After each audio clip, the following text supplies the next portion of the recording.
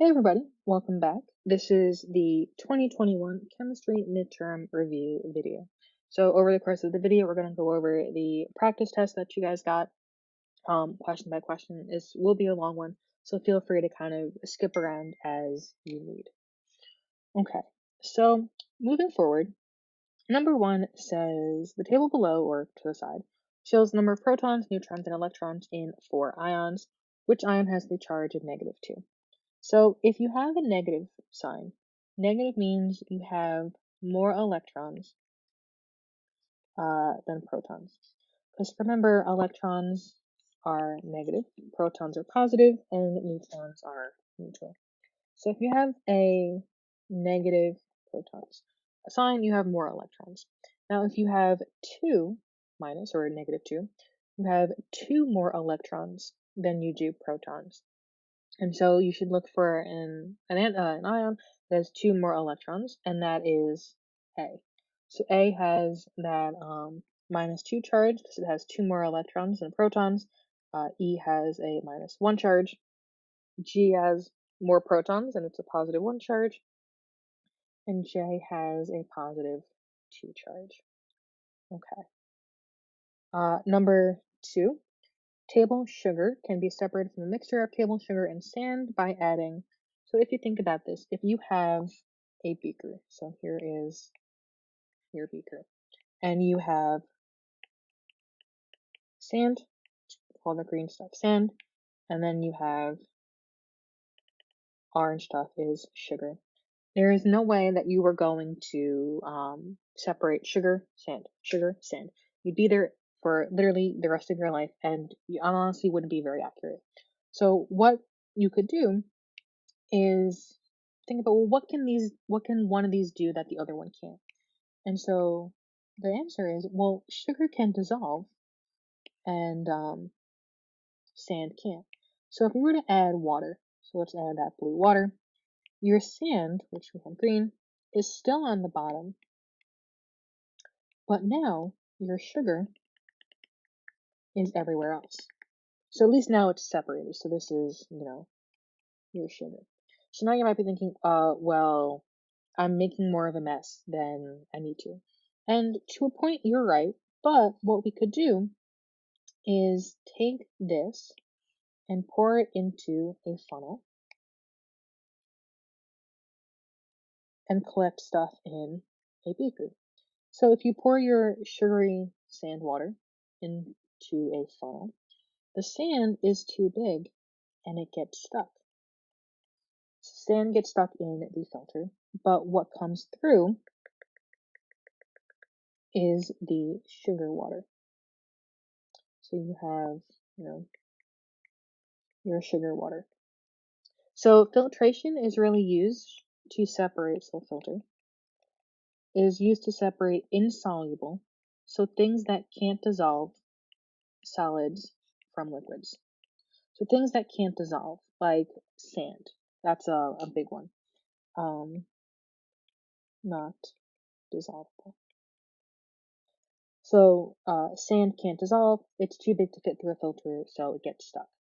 But anything that gets dissolved, like the sugar or in other cases salt, once it's dissolved, it's too small to fit, too small and passes right through the filter. So if you wanted to then get rid of something dissolved in water, it's used to separate your soluble or dissolved solids. So things like salt, sugar, anything that dissolved in water. So basically, your answer right here would be left with D. If you left this kind of out for a long time, the water would evaporate and you would just have, your sugar on the bottom. And that's it with that one. Moving on to number 3. Magnesium and calcium have similar chemical properties because they have their atoms in the, I should say, ground state have blank. So if you have similar chemical properties, your first thought should be like, oh, they have to be in the same group. So the same group is the same column. So here we have Mg and we have calcium. So things in the same group, they have the same number of valence electrons. And so If we look at, your periodic table, magnesium has 2, 8, 2, so 2 valent electrons. Calcium has this 2, 8, 8, 2, has 2 valent electrons. So they're both going to do very similar things to get rid of those 2 valent electrons. And so that's why the answer is D. Anything in the same group, they have similar chemical properties because they have the same number of valence electrons. Number 4 says, which statement describes the general trends in electronegativity and first ionization energy as elements in period 3 are considered in order from Na to Co. So we're going left to right. So the answer right now is C. So let's kind of go over the trends quickly. So here is, a periodic table, super accurate. Right here about is fluorine, and that is your most electronegative element. So if we're moving left to right, we're getting closer to fluorine. So your electronegativity increases. We're getting closer and closer and closer to fluorine. If you though go down in group or down, in column, you're getting farther and farther away from it, so your electronegativity decreases. Okay. So now we got to talk about ionization energy. Ionization energy follows the same trend as electronegativity. And what ionization energy is, it's the energy needed to remove an electron. And as you move across a period, so as you move across that row, things get more and more and more, they have more and more and more valent electrons. And so if you think about it, everything wants 8 valent electrons. So the closer you are to getting 8, you're not going to want to give them up. You're going to hold on to them. So it takes a lot of energy to rip them off. So that's why as you go across, ionization energy also increases. And as you go down a group, ionization energy also decreases. Decreases. Again, same pattern as electronegativity. And so the other trend you need to know is atomic radius. And so I like to use the atomic radius snowman. So as you go down a group, the atomic radius increases. So as you go down, you get, every time you go down, you have an additional shell is added. So you're getting bigger and bigger and bigger. And then as you move left to right, your atomic radius decreases. So kind of counterintuitive, but if you wanted to think about it as you move across, you're not adding any shells. You're just adding, your nucleus is getting bigger and bigger. So you have more and more protons in your nucleus. So that means the attraction from the nucleus to the shells is stronger. So the nucleus has a stronger hold on the shells. So that's what kind of shrinks the size a little bit as you go across. So that's really the snowman. As you go down a group, atomic radius increases. As you move across the period, atomic radius decreases. So these patterns, or these trends, save you some time. They're the shortcuts.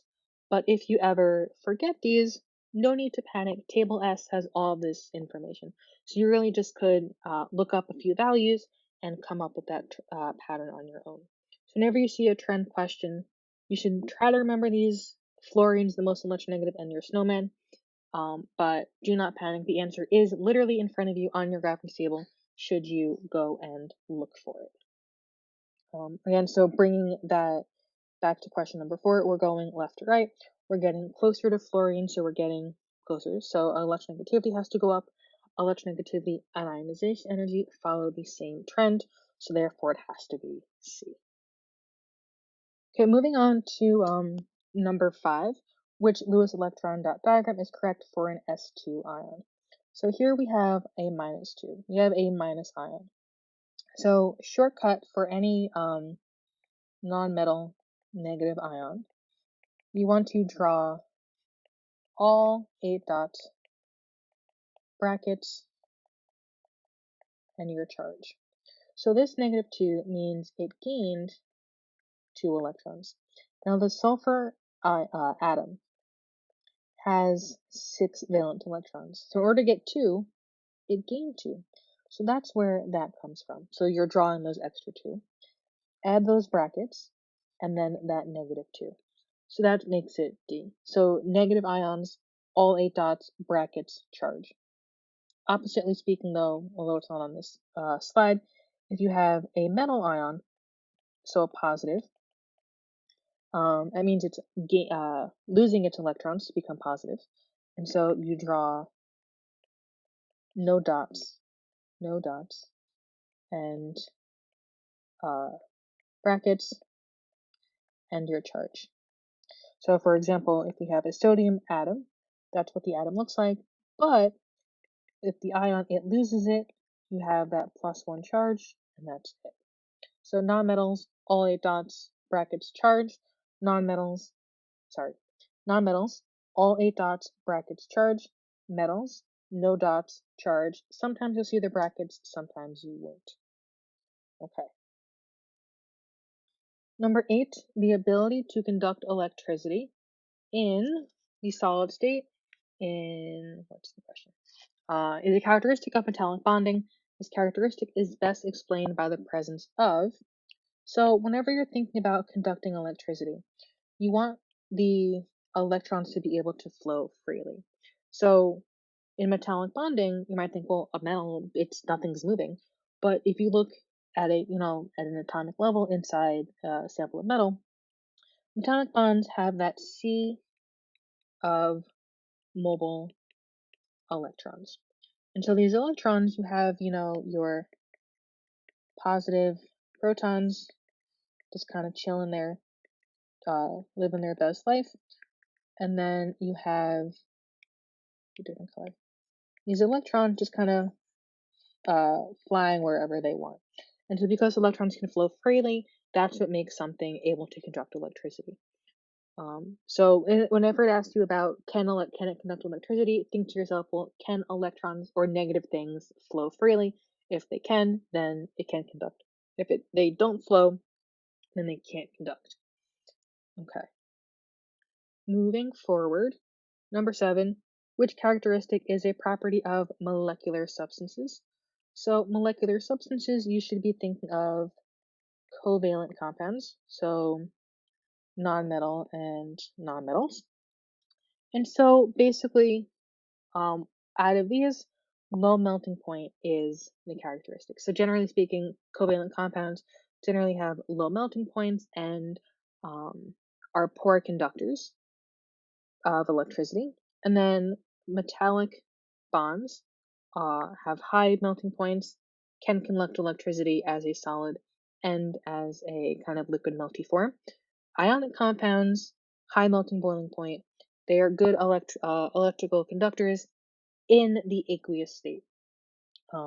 But for molecular compounds in this question in general, low melting point is the answer.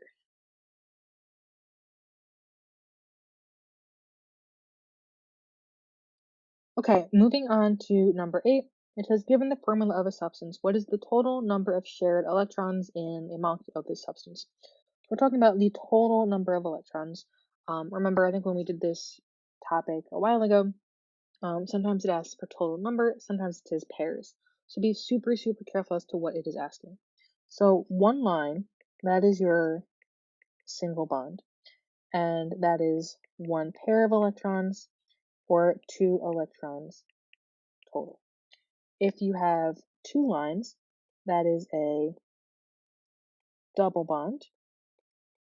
You have 2 pairs and 4 electrons total. And then, even though it's not in this question, it's just good to relay this information.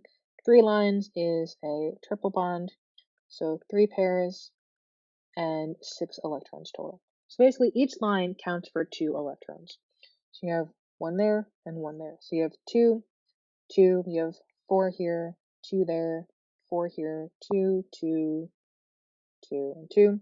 Add them all up, you get 22. Remember, each line counts for 2 electrons. Okay. Moving forward, what's the chemical formula of titanium oxide? So we have titanium, which is Ti. This Roman numeral 2 is talking about titanium, and it means we have a +2 charge on titanium. So titanium has a +2 charge, a +3 charge, a +4 charge. And so the reason we have to have that Roman numeral is to say, hey, which one are we talking about? It kind of acts like a last initial on a person. So titanium has that +2 charge. Oxygen, well, oxide is talking about oxygen, has a -2 charge. So for nonmetals, if you see multiple oxidation states, don't panic. For nonmetals only, you always use the top number. So now we're just going to crisscross. And so we get Ti with the subscript 2 from the oxygen. We get O with the subscript 2 from this. And now you might be thinking, oh, cool, I'm done. My answer is there. The answer is no. You are not done. You must simplify this into TiO. So therefore, the answer has to be A. I think on the actual practice test, this says this is a 3, but still, you have to simplify for ionic compounds. Okay. Number 10, which group 16 element, when combined with hydrogen, forms a compound that would exhibit the strongest type of hydrogen bonding? So remember, hydrogen bonding is not a bond. It's a strong intermolecular force. So it's the attraction of the H of one molecule and then the F, O, or N of another one. So F, O, or N. So we need one of those elements in there. And so oxygen is our thing. So let's just say if we have a water molecule, so there is your oxygen and your H's. You have another water molecule. And so we know that H is going to, O is going to be a little bit negative, H is a little bit positive, this is negative, positive, positive. And so opposites attract. And so the attraction between the positive and the partially positive and the partially negative, that attraction right there, it's an attraction, is your hydrogen bond. So it's the attraction between the H of one molecule and the F, O, or N of another one. So that's why I like to say hydrogen bonding is FON, fun. Okay, moving on to number 11. It says, given the equation representing a reaction, which statement describes the energy changes that occur in this reaction? So we're talking about energy, absorbed, released, bonds being broken, formed, all of this other stuff. And so you should be thinking, oh, barf. And so again, what this stands for is break, absorb, release, form. And so when you break a bond, energy has to be absorbed. And when a bond is formed, energy is released. And so with this, if you're breaking a bond, you start complex and you end simple or simpler. And if you're forming a bond, you are starting simpler, start simple, and you're ending more complex. So looking at this, we have two separate things forming one bigger thing. So that is, forming a bond. And so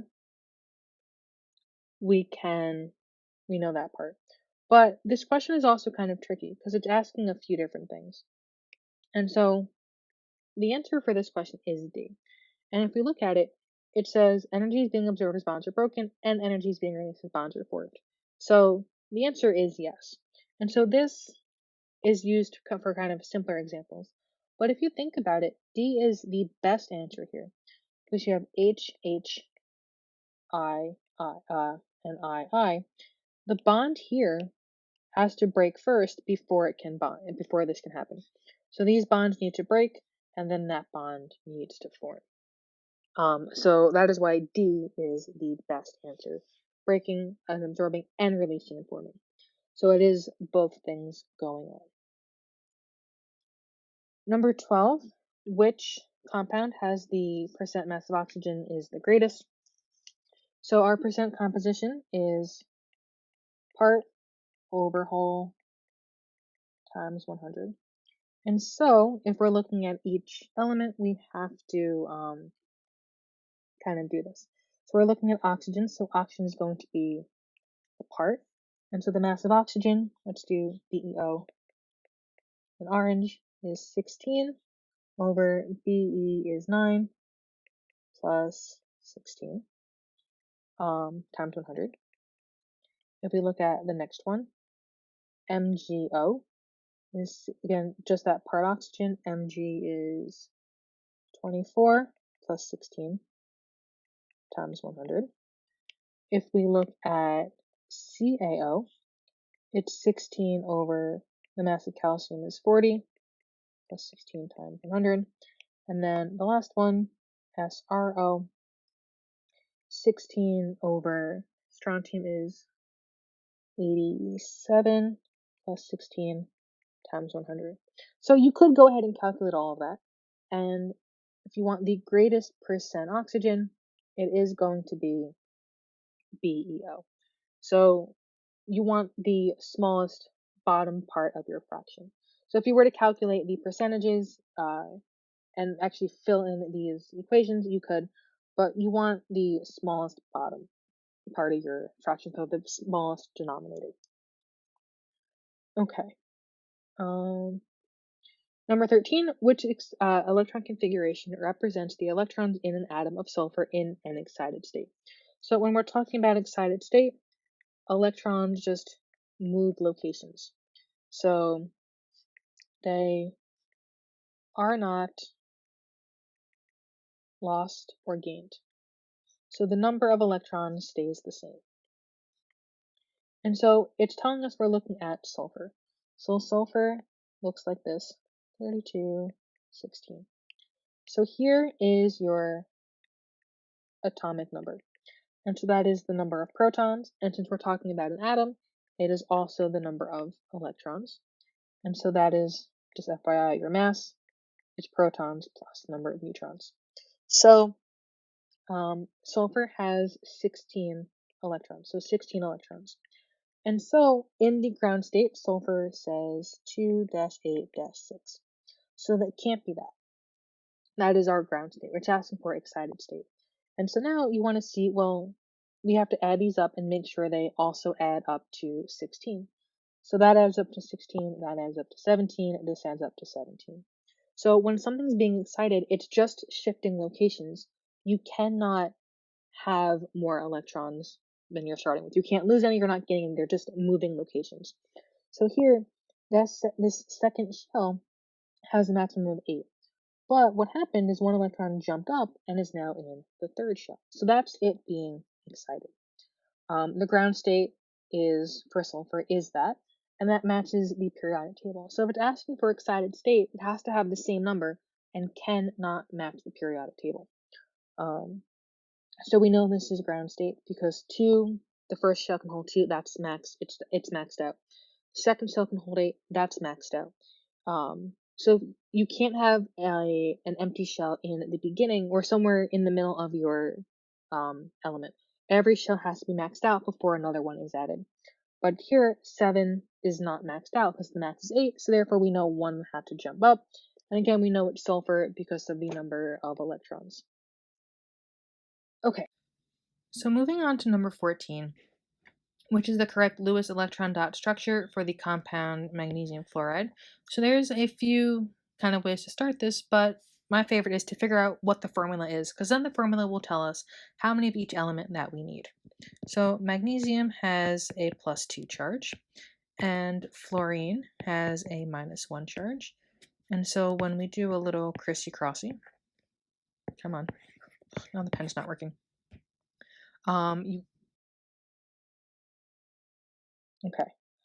Do a little crisscross. You get Mg with the 1 from fluorine. You get fluorine with the 2 from magnesium.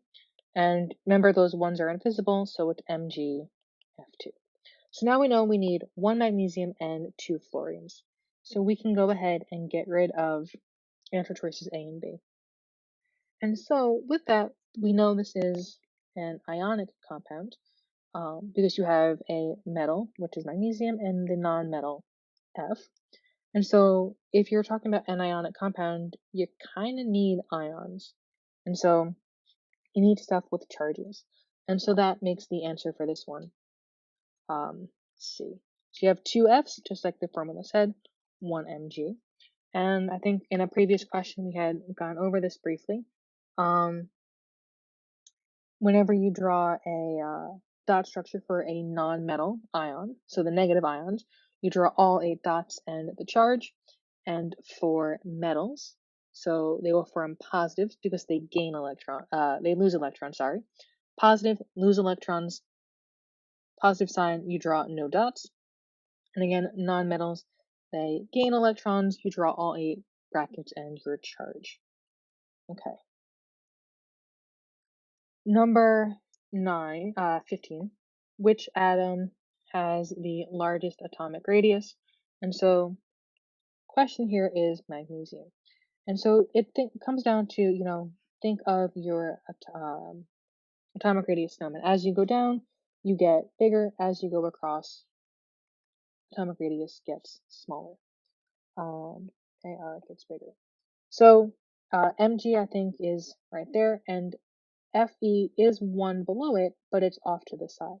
So if you ever have things that are really kind of close together and you're not sure, just go ahead and check table S, because table S will have those values for you. So you can definitely double check yourself there. But the answer for this is magnesium. Okay. Number 16. The numbers of protons and neutrons in each of 4 different atoms are shown in the table below. Which atoms represent isotopes of the same element? So isotopes are same element, but with a different mass. So it has to have the same number of protons. Remember, protons is the same as the atomic number. If you change the number of protons, you are changing the element. But a different number of neutrons. So you want the same number, same protons, but different neutrons. So therefore, D and E have that. So therefore, it is answer C.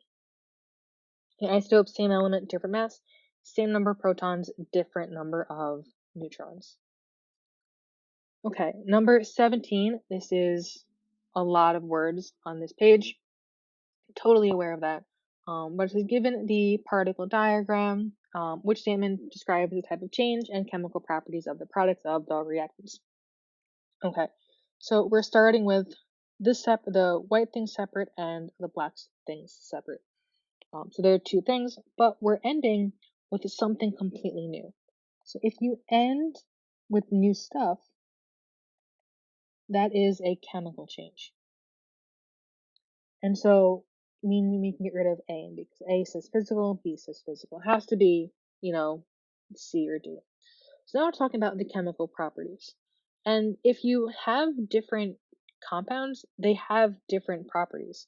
So different compounds have different properties. And that's kind of easy to think about properties.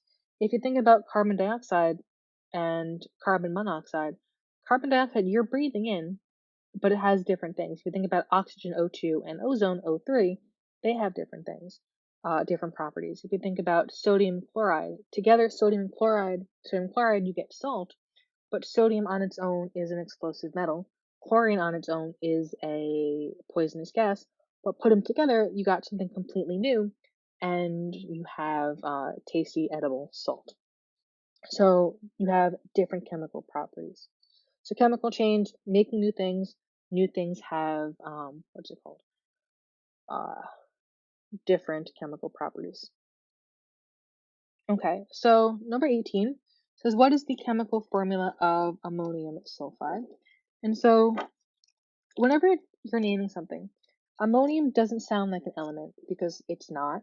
It is a polyatomic ion. So polyatomic ions, you should always check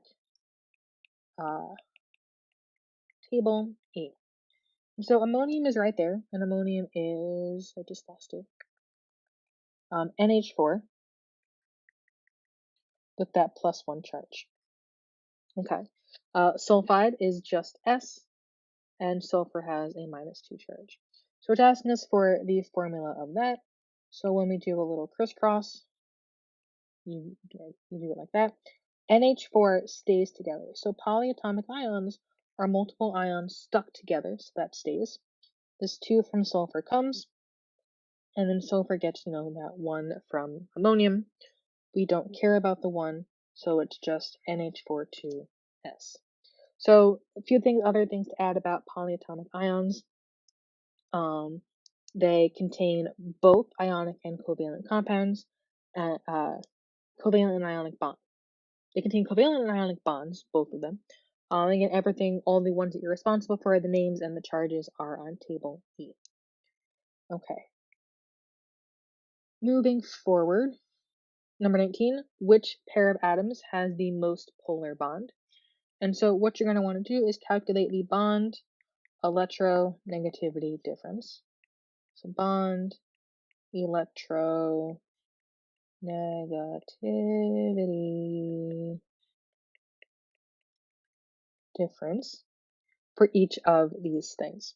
And so when you do that, you're going to need table S for that. Table S has all of the electronegativity values that you are responsible for. There is no way you will need to memorize all of that. And so if you calculate the electronegativities for each of them, it's always, big number minus the smaller number. And so for HBr, H is 2.2, Br is, what is Br? I'm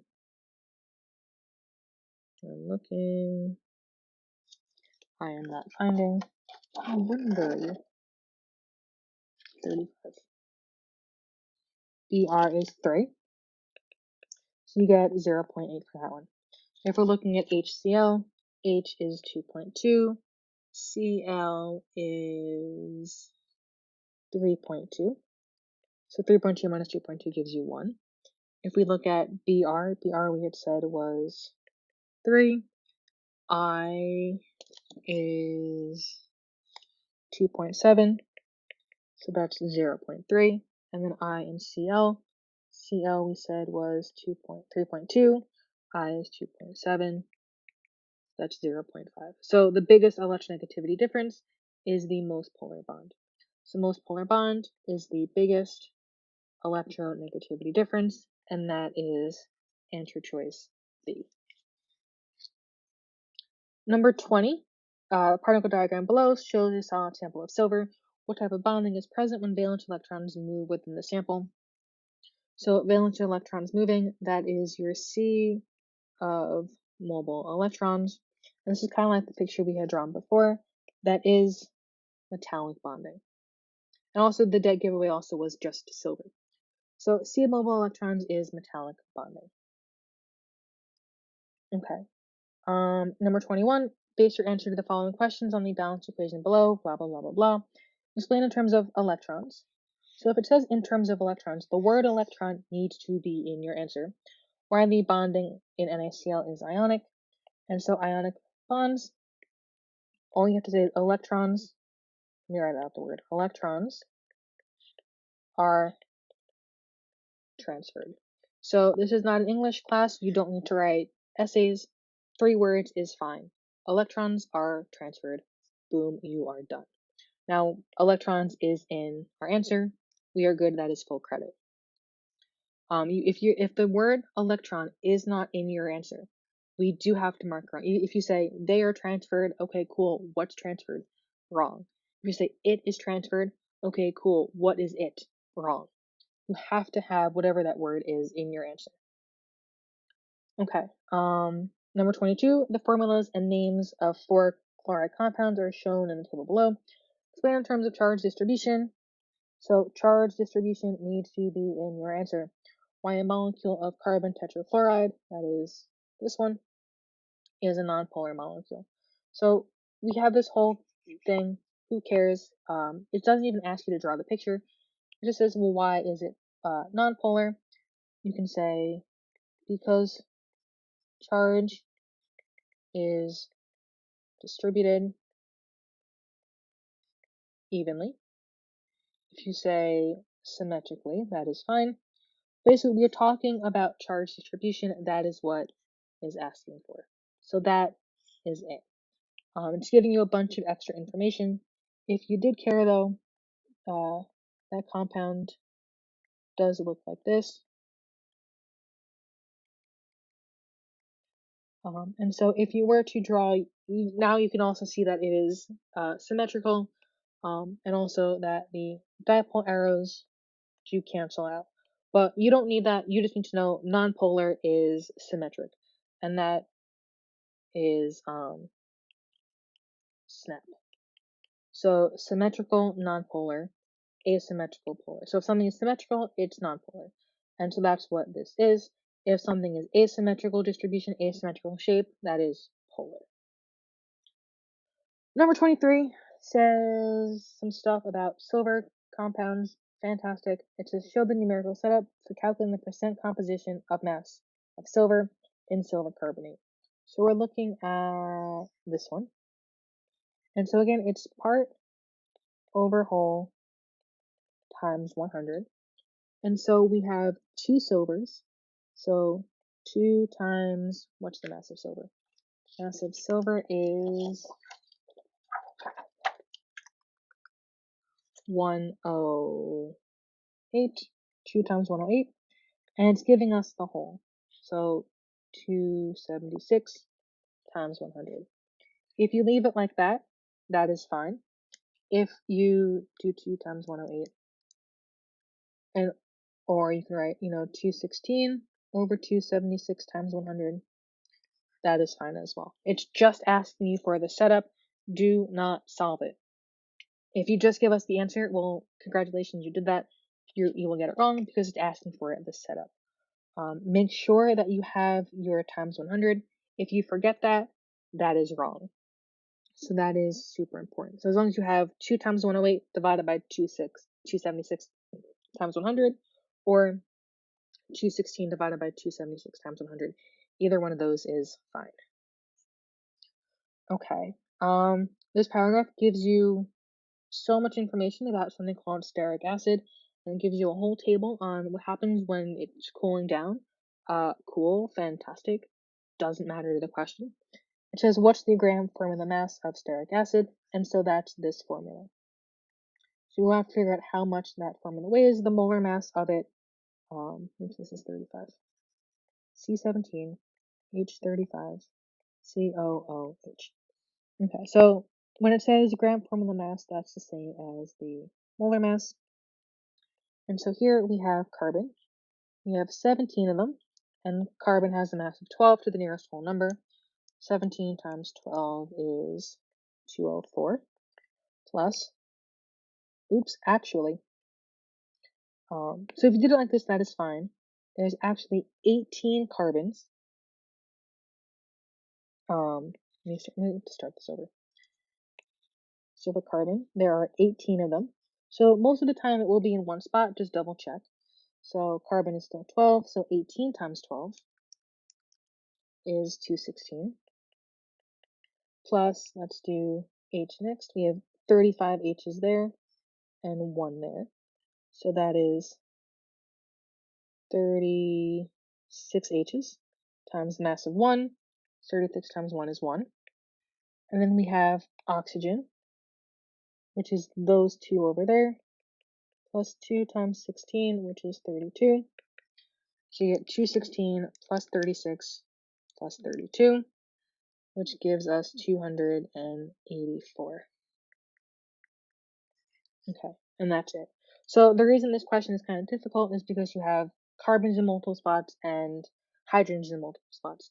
If you did it separately and just did, 17 carbon and then added a carbon on later on, that would have given you the same answer as well. Okay, lastly, you've lasted a very long time if you've made it to the end of this very long video. The atomic mass of copper is 63, blah, blah, blah, is expressed to what number of significant figures? So the atomic mass of this one. So the atomic mass of that one. So we're talking about that number. How many significant figures is in the number 62.930? And so the answer is 5 significant figures. And that is it. So any number that is not 0, automatically significant. And then the zeros is where it comes to be a pain in the butt. This 0 is a trailing 0. But because of that decimal point, trailing zeros with decimal points are significant. If we had the number 62930 with no decimal point, that is 4 sig figs, because that's a trailing zero, no decimal point, not significant. Also, the other zero rule, any leading zero is not significant, so none of these are, or sandwich zeros are significant. So that is there as well. So all these topics are covered in more detail in the topic videos that they came from. Hopefully this was helpful going over each question. If you have any other questions, obviously reach out to your teacher. Hope this was helpful.